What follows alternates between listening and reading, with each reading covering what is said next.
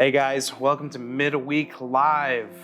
Again, I'm Alan, and we're going to be talking about one of my most favorite Psalms ever. Whenever I was a kid living in Baytown, Texas, close to H-Town, there's this huge hurricane that was going to come through. I don't know if y'all remember it, Hurricane Rita. And I was a pretty worrisome kid. I was always nervous. I was always scared about the next thing that was going to happen. And that was not really a good way to live my life. And so I heard about the hurricane that was coming through, and I was watching the news and just getting more and more anxious and scared about it. And I just thought of the worst case scenario where like my house would be destroyed, we're gonna be homeless, we're gonna be living underwater and stuff like that. Just not healthy stuff. And I remember my dad coming into my room and showing me this psalm, and Psalms 23 is actually written by David. It's a song by David. And so let's kind of dive in and dissect it all and how we can use it for what we're going through right now. First off, I want to say there's a lot of imagery and images that is being used in Psalm 23. You're going to be hearing a lot about it, and I just want to explain it right now. David's going to talk about God and how he's a shepherd. Now, I know that you guys are having online school right now, but a shepherd is a man usually that takes care of hundreds and maybe thousands of sheep, and he grazes with them, leads them towards places in a path. Usually has a staff and a rod. The staff is to kind of guide them, the staff, the hook, guides them places, and the rod to kind of warn away carnivorous animals to keep the sheep safe, and also to kind of discipline the sheep if they keep on, if all the sheep are going this way, and then this little sheep named Diana is going to go this way, the shepherd's going to hit that Diana sheep on the head to kind of keep it in line. Diana's in here. So I said Diana's that sheep's name.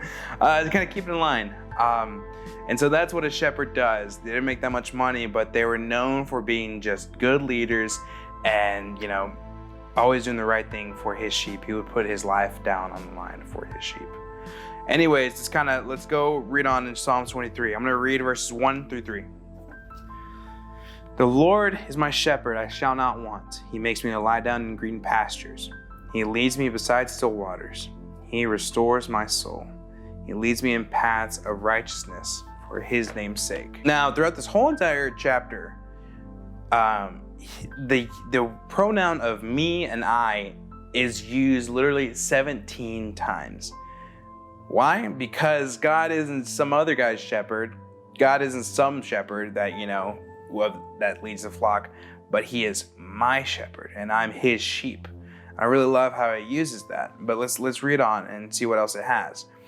The first part says, I shall not want. Now, this is not saying like, I'm going to go up and go online to Amazon Prime God Edition and just ask for anything that I want in the world and he's going to grant it to me. No, it means I lack nothing. That's what other translations say. I lack nothing. I shall not want. Usually when we lack something, we suffer. If I am, I know it's kind of a bad time, but if I'm sick, I'm usually lacking health. I'm unhealthy.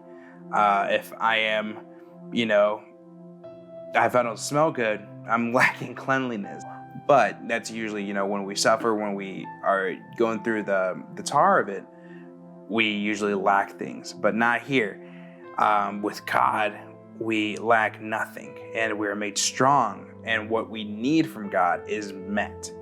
And the next verse, he says, it makes me lie down in green pastures, and we're using the same imagery of shepherds and sheep. But I love how it says, he makes me lie down in green pastures. Especially right now, we feel like we're just on the grind game, just going through it all and just keep on going and going and going and going. And we don't really think about time to truly rest.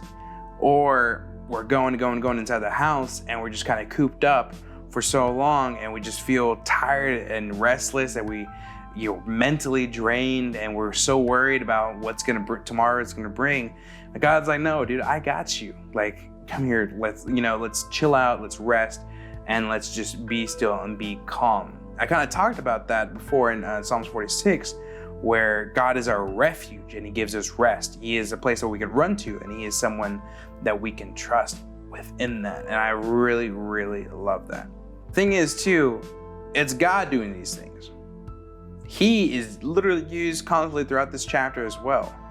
It's not by our own doing that we can, go towards green pastures and still waters. It's not through our own doing that our soul can be restored. It's not by our own doing that we can do anything, but by His doing, the Good Shepherd. But then life comes at us hard in this next few verses. I'm just going to finish it off, 4-6. Even though I walk through the valley of the shadow of death, I will fear no evil, for you are with me, your rod and your staff. They comfort me. You prepare a table before me in the presence of my enemies. You anoint my head with oil, my cup overflows. Surely goodness and mercy shall follow me all the days of my life, and I shall dwell in the house of the Lord forever. That's so cool. Let's first talk about how I've been saying, we're using the pronouns he, him, I, me.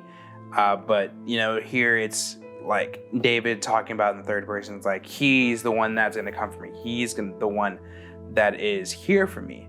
And it's so easy, in our lives, it's so easy to talk about God whenever the things are going good, whenever we're by still waters and green pastures. It's so easy to talk about God in those moments. But whenever we're in the midst of it, it's hard to talk about God. And when we go through the valley of the shadow of death, it's hard to. But David is really laying it down right here where he says, you are with me. He's talking directly to God. And, same thing when I said in 46, or we talked about in 46, that God is being our refuge.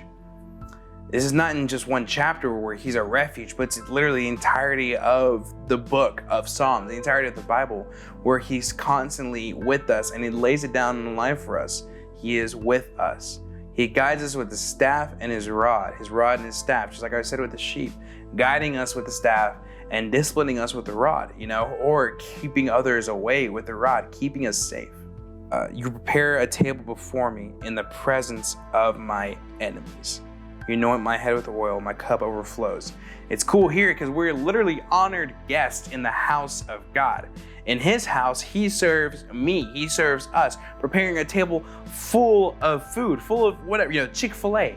Not just, the small nugget, entree itself, but the full meal. Why? Because he satisfies us.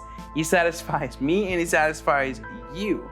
And he honors me by preparing it in front of my enemies, people that hate me, people that are out to get me. The enemy of the Lord, he prepares my table in his house in front of them. And our cup overflows with his love and his mercy. And the image of oil being poured on our head, it can seem kind of weird, but is an imagery of just honor because, in Exodus, I don't know if you know about Moses anointed Aaron, his brother's head, with oil and made him the chief priest in the Old Testament times. It was a huge honor. And he's doing that for us as well. The Lord serves me and the Lord serves you. The Lord honors me and the Lord honors you.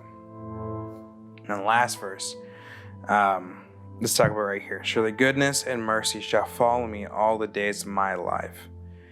Now, whenever we think follow, I'm not saying like, just a small little, I'm just walking behind, I'm trudging along, but like a full-on pursuit, follow. That's something that we miss a lot. We kind of feel like sometimes God is a few yards behind us or so far behind us we can't really see him. He's not. He's in a full-on pursuit for our love and with his mercy going after us constantly every day. Even in the midst of this whole Corona thing, even in the midst of this quarantine, God is still pursuing us and God is still following us.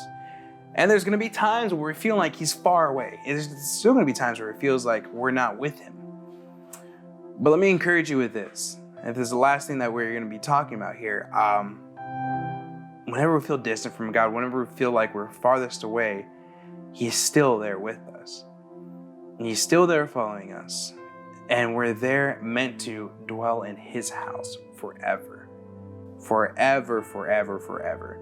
Doesn't matter how far away we feel, we're not actually far. It doesn't matter how we think we are, we actually are right there next to God. Let me just encourage you with this too. In Psalms 23,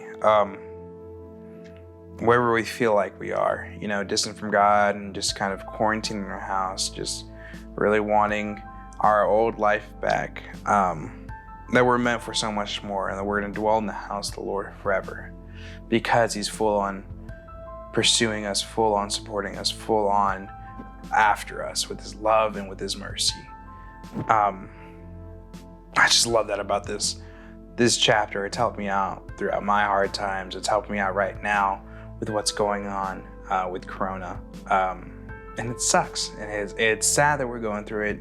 We shouldn't have to go through it, but I'm not worried at all, because of the fact that, I have a good shepherd following behind me. That's literally guiding me and putting me in the right place, no matter how far I stray off, no matter how distant I get. He's still going to be right there leading me in the right place. The Bible talks about in the New Testament that Jesus is the good shepherd because He laid down His life for us all, and He sacrificed His life just so that we could live in His house forever. Yeah, and that's it. Thank you so much for tuning in this week. I will see y'all, sometime this week, and also next Wednesday for some more teachings. Thank you. Bye-bye.